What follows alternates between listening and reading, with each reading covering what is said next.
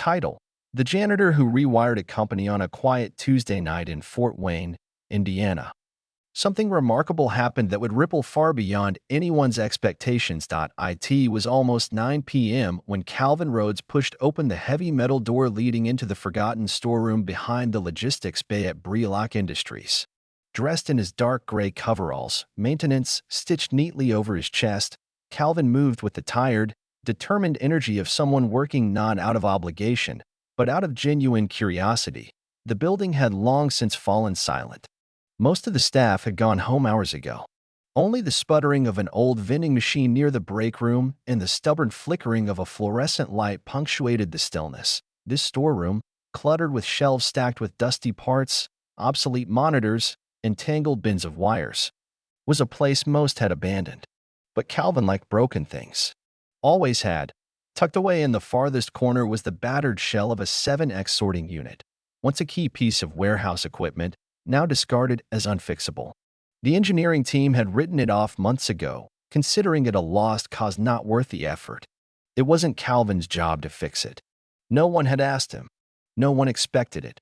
But for weeks now, after his shifts ended, Calvin had been slipping into the storeroom, slowly and methodically trying to breathe life back into it.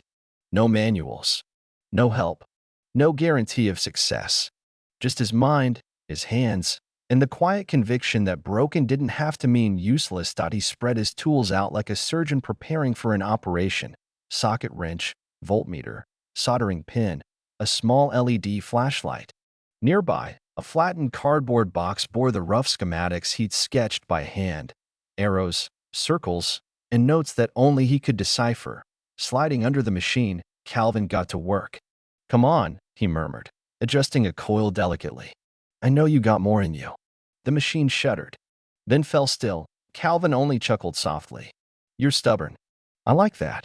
Elsewhere in the building, Brelock's CEO, Miles Henley, returned unexpectedly to retrieve a laptop he'd forgotten in his office after a late dinner meeting.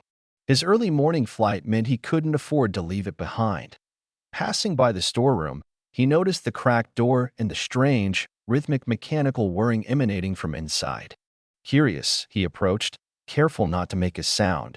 Through the gap, he saw Calvin, kneeling beside the sorting unit, sleeves rolled up, focused, precise. Hands steady, not fumbling or guessing, but moving with the assurance of someone who understood every bolt and wire. Miles watched, fascinated. The machine, once dead, jerked, then shifted again. Then, astonishingly, it moved. Slowly at first, but unmistakably. The robotic arm lifted a package, scanned it, and sorted it correctly into a bin. Then another, and another.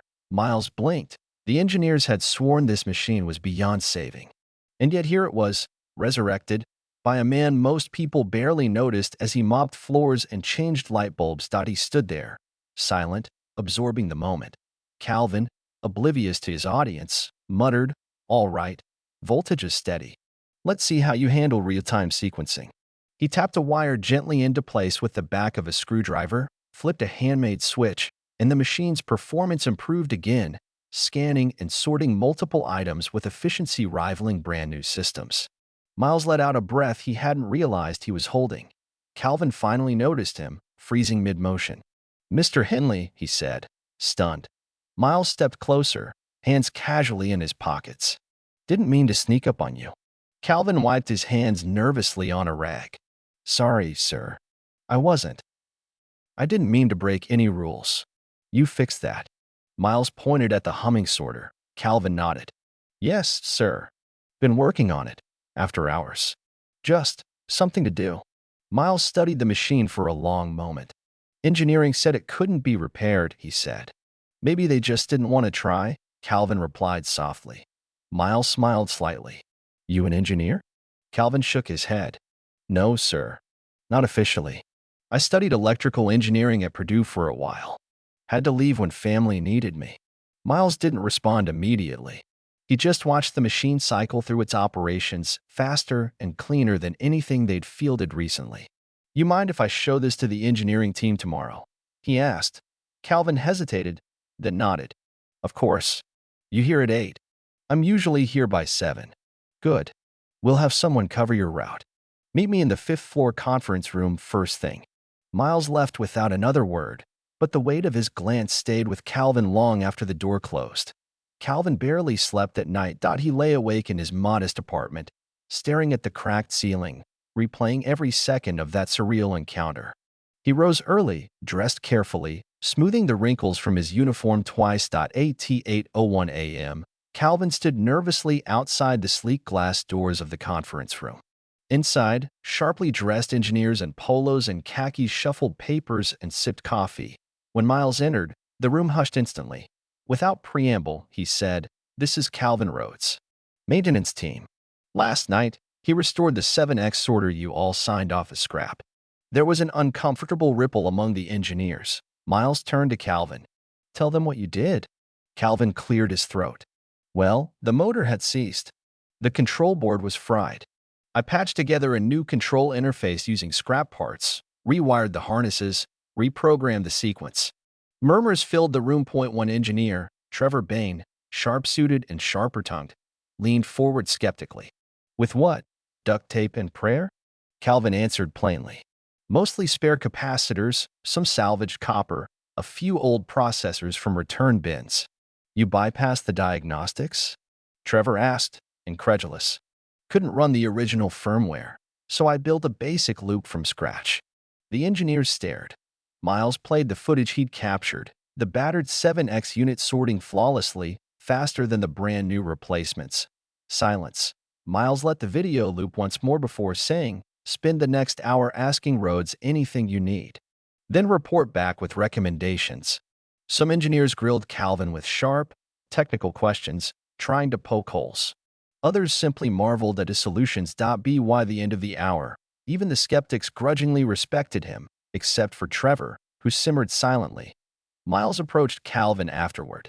"How'd you feel about a trial run?" "Special assignment. Not janitorial." Calvin blinked. Sure, sir. You start Monday." Calvin's first weeks on the fifth floor were awkward.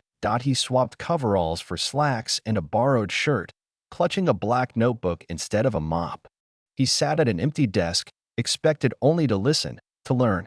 Some welcomed him, especially Elise Tran, a sharp young software engineer who admired his unconventional approach. Others, like Trevor, were less enthusiastic. Trevor lobbed passive-aggressive critiques in meetings, questioning Calvin's designs, subtly undermining his contributions. But Calvin never retaliated. He listened. He improved. He delivered. By the third week, his redesigned schematics for conveyor line routing cut error rates by 17%. Elise and a few others started coming to him with questions, eager for his insights. One day, Calvin quietly rewired a glitchy scanner system no one else had managed to fix. No fanfare, no announcements, just results. And people noticed. A department-wide meeting. Miles showcased Calvin's rebuilt sorting unit alongside the company's newest models. Calvin's machine outperformed them all. When Trevor objected, questioning Calvin's lack of formal qualifications, Miles shut him down. "Brilliance doesn't always wear a suit. And if we wait for credentials before we recognize it, we'll lose the best minds before they even get a chance." He turned to Calvin. "You ready to lead the upgrade project?" Calvin's voice wavered slightly, but he answered firmly, "Yes, sir." Weeks turned into months. Calvin became a fixture of the fifth floor, not as the janitor who got lucky, but as the systems lead everyone respected. Corporate newsletters featured his name. His innovations rolled out across all 5 Brelock facilities. Efficiency soared, and still, Calvin stayed humble. He lived in the same modest apartment, drove the same battered truck, kept his cluttered desk filled with salvaged parts, old fans, entangled wiring. But when he walked the halls now, people looked him in the eye. Managers nodded respectfully. Interns listened closely. He belonged, not because someone had handed him permission, because he'd proved it. One evening, after the successful deployment of his redesign, Calvin returned to the old storeroom. The 7X sorter still sat in the corner, humming quietly under a flickering light. A small plaque had been added to its frame, restored by C. Rhodes. 2025. Miles joined him there, standing silently for a while. "You changed this place," Miles said eventually. "Not just the machines. The people, too." Calvin just smiled faintly. I just like fixing broken things, he said. Miles clapped him on the shoulder. Funny, he said. Turns out you fixed a lot more than that. And for the first time in a long time, Calvin let himself believe it. If you ever doubt whether you belong, remember Calvin Rhodes. Talent needs no permission slip. Keep building. Keep showing up, because somebody's always watching. Make it count.